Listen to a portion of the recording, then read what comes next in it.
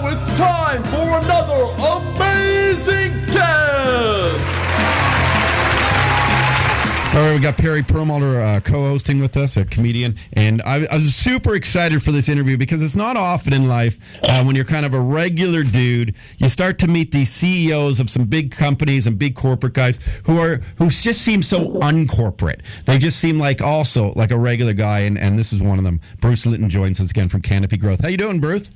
I'm well. I even listened to the advertisements where they were pitching the great bed for sleeping, and I thought, man, we just filed 9 patents for ways that cannabis might make you sleep better. We should probably get a cross promotion with those guys.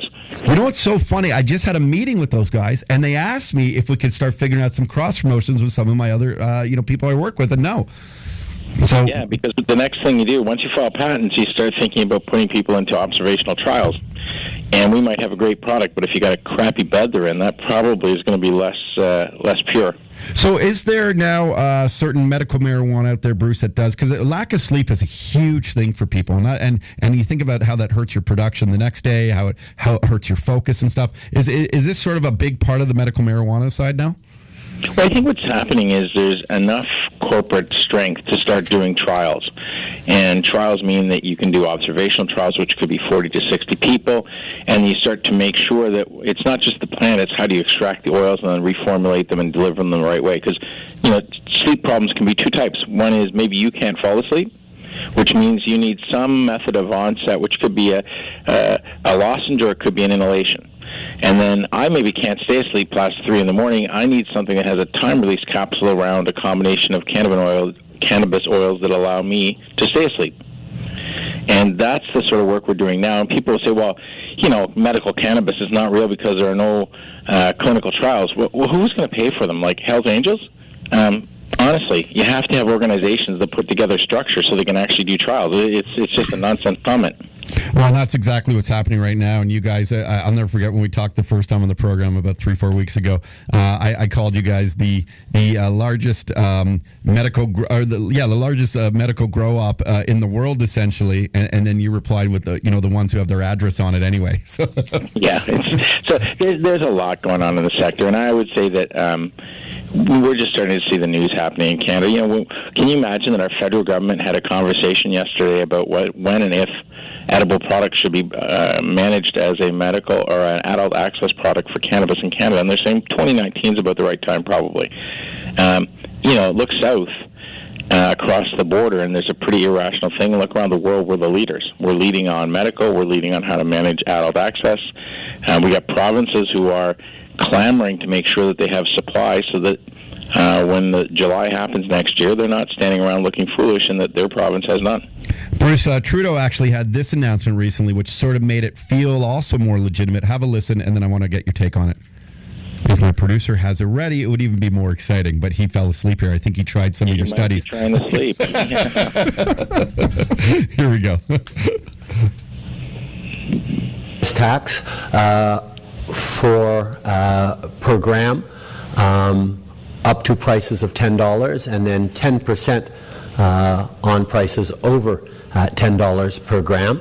The proposal is to divide the revenue 50-50 between the federal government and the provincial government.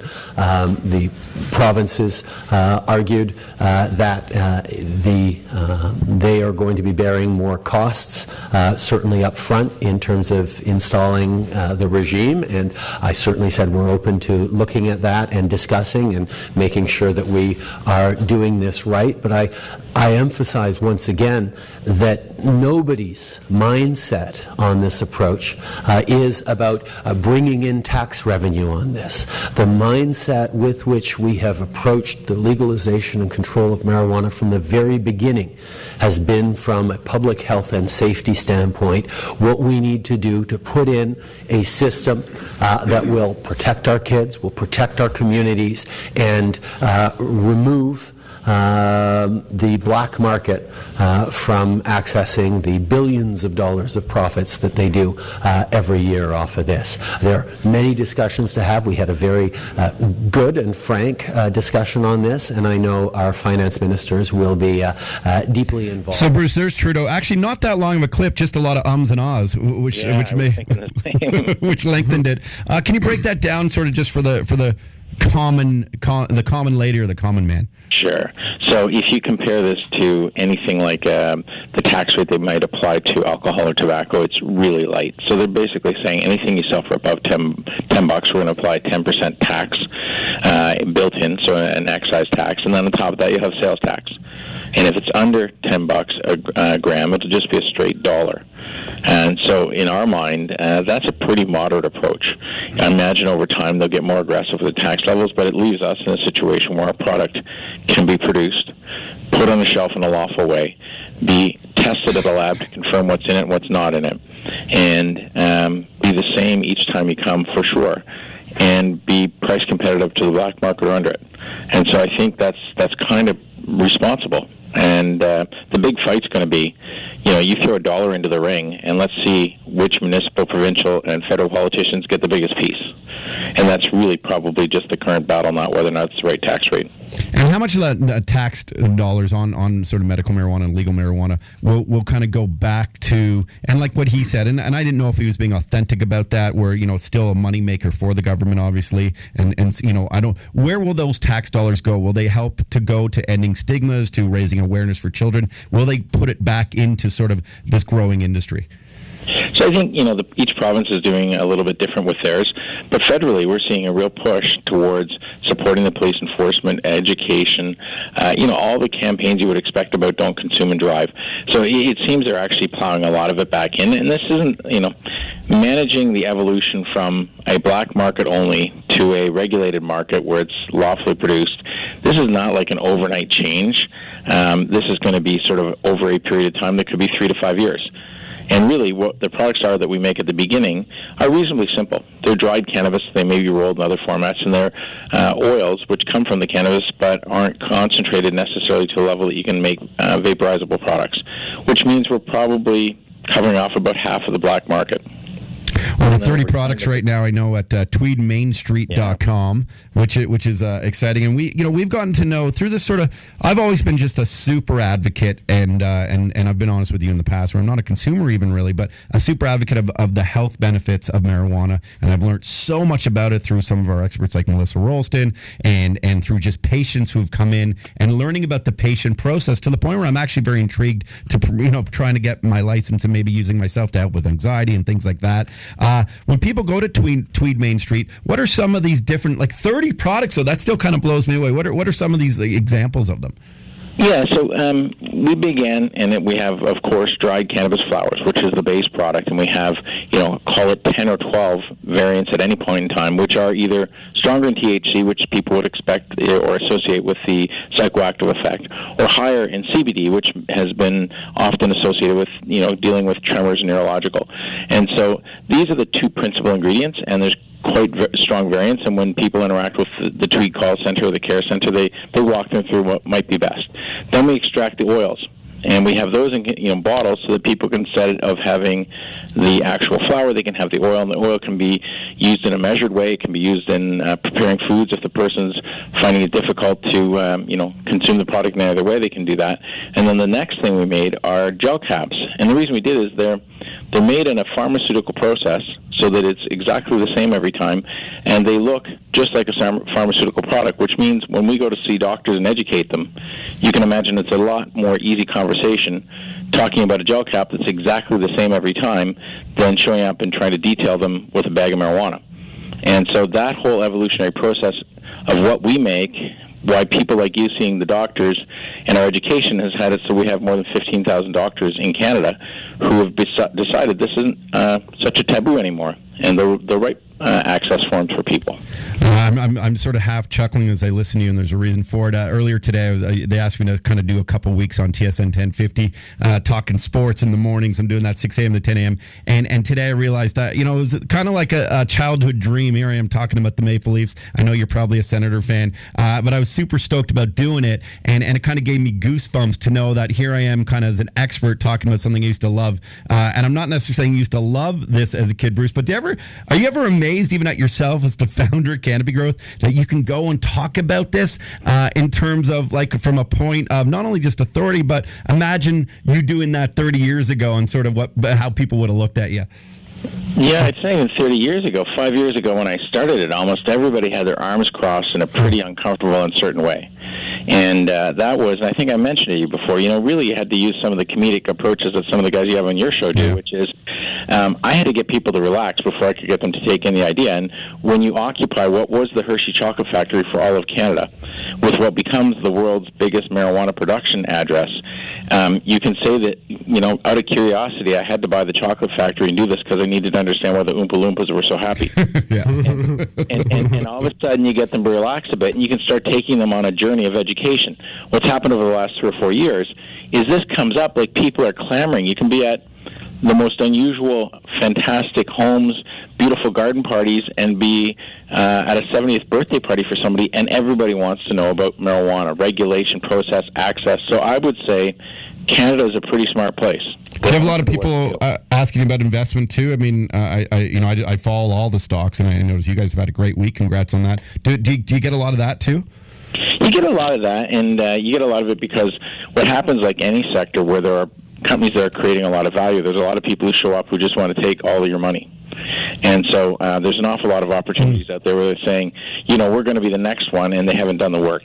And so I get a lot of people that are doing that, and I've advocated there's a fund on the TSX, which is basically a pool. It's called, I think, HMMJ, which is essentially a portfolio that people can invest in, so that when my mom and dad's friends say, what stock should I buy, I really say, you might want to buy the fund. You have less of a chance of being wrong. Isn't it wild that that's another thing a few years ago, someone said there's an ETF of a bunch of different marijuana. It's amazing where we've come in Canada being the lead. There's a big Grow Up conference, cannabis conference this weekend in Niagara Falls, very close to the Tweed Farms, which you guys are expanding to like 1 million square feet. You guys are going to be there, right, with a big booth? I think we got a booth at it. Honestly, this is like, you remember when people invented this interweb thing and there was a trade show every 15 minutes somewhere? Yeah. Honestly, right now, all those guys are running shows like this. People are like, are you going to the show this week? And I'm like, you need to be specific. There are 11 of them occurring across the world. Wow. But yeah, we have something at that one, but it is probably the busiest street in the world. It starts right here in Canada. And yesterday when I was on BNN, maybe it was the Globe was asking, is it really possible that Canadian companies could be the world leaders in what's going to be the biggest growth sector of something over the next 3 to 5 years? And it's true. We are. Our public policy is the first that everybody's copying. And we just don't have to be so bashful about the fact that we got something right first. BNN, the Globe, is still your favorite spot to drop in on, right? Oh, yeah, it is.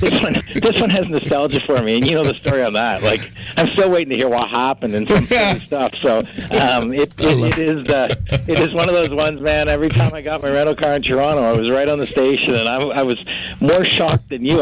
When you were hosting our shindig and being MC and stuff and chatting, I'm like, that's that guy. Bruce was a big fan of me on the edge. Hey, what happened? Yeah. That's just for you, all right? Oh my, yeah. Anyhow, it is good to be on it, and I think Canadians really should look at where we are and kind of pat ourselves on the back. We're not hiding to say, well, it can't be managed or there's nothing new to do. And as we do it, you would not believe the number of countries who have delegations. This week we've only had one country and a couple of provinces through here. It is the showcase approach in the world, and I think over the next 10 years you're going to see the policy and approach of Canada show up all through Europe, a bunch of South America, and probably North America. It's awesome, dude. And, you explain it so well. That's the other thing. And there's a lot of great advocates within the industry, and whether they're businessmen or not businessmen, I think it's just so important to hear about it, learn about it, and laugh about it, and that's always my key is like, if you're not learning, you better be laughing, and if you're not laughing, you better be learning. I think there's an approach that you've obviously mastered, and you're doing that well. One last thing, we always love to promote altruistic causes and stuff. It's Thanksgiving weekend this weekend. I just found that out like yesterday. And you guys did raised a ton of money in food and stuff, didn't you? Yeah, so over the last probably 4 weeks, I think we've raised for the local Smiths Falls activities about $130,000, and we put that to things like Boys and Girls Club, the theater, food kitchen, and I don't even know how many truckloads of food we took out of here. We had our third annual Thanksgiver, which you can imagine my company, they think it's pretty hilarious to have a potluck. So they started that 3 years ago, and what everybody does is they bring a lot of food in. We do a lot of raffles. We want to make sure that every town we're in, whether it's in Niagara-on-the-Lake or Smiths Falls or Yorkton, Saskatchewan, each of the locations where we are, we try to make sure that we hire everything local, and everything we do tries to bring the town up as we grow, because each town we go to has had some economic challenges, and that's why the big buildings are available. And so it seems a chance for everybody to do quite well. That's great, Bruce. And I'm not even going to make a stuff in the turkey joke because, just wondering what it's stuffed with. But okay. Listen, man, have a great long weekend, and people should go and check out the Grow Up Conference, which is going on in Niagara Falls, and learn more. And, that you guys will be there with a big booth, as it says here in my notes. And I always appreciate talking to you. I love these kind of updates, and I look forward to them every few weeks. Sounds great. Thanks, guys. Okay. Bye-bye, Todd. Cheers.